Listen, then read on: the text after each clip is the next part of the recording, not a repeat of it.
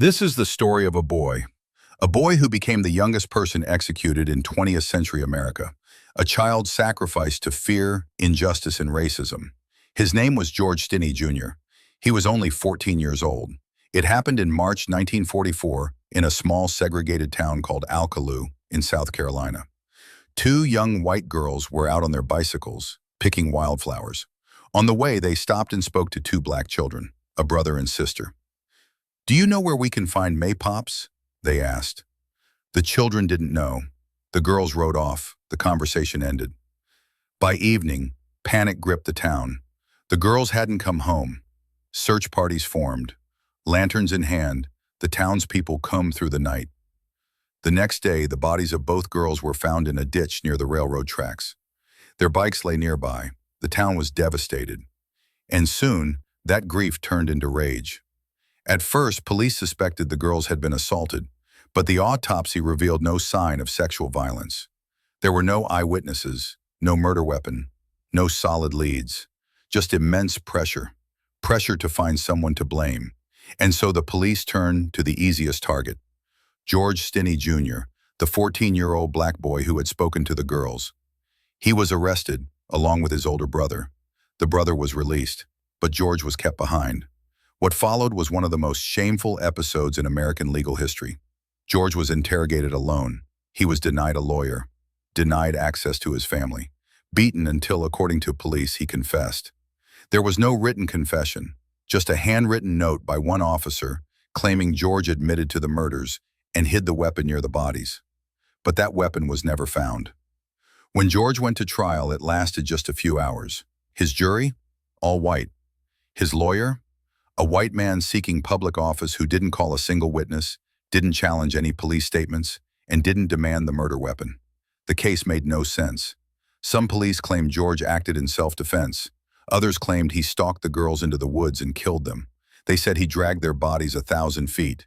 A boy who weighed only 90 pounds, no signs of struggle, no blood trail, no proof. But the defense lawyer said nothing. After just 10 minutes of deliberation, the jury found George guilty. He was sentenced to death by electric chair.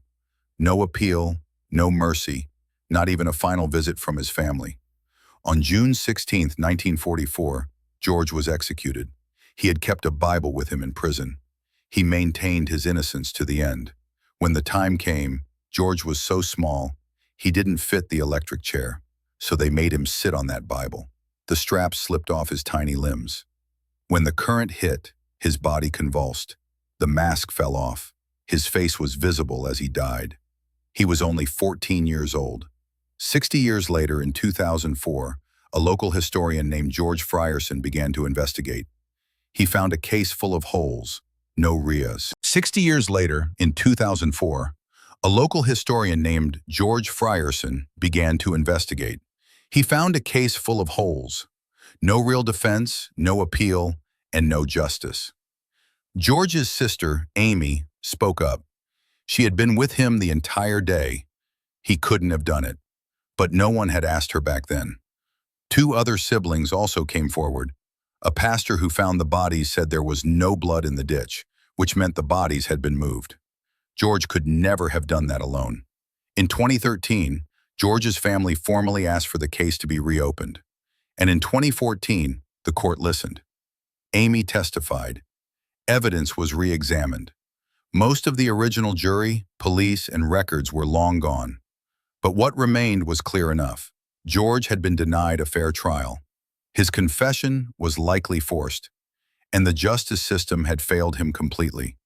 In December 2014, George Stinney Jr. was exonerated.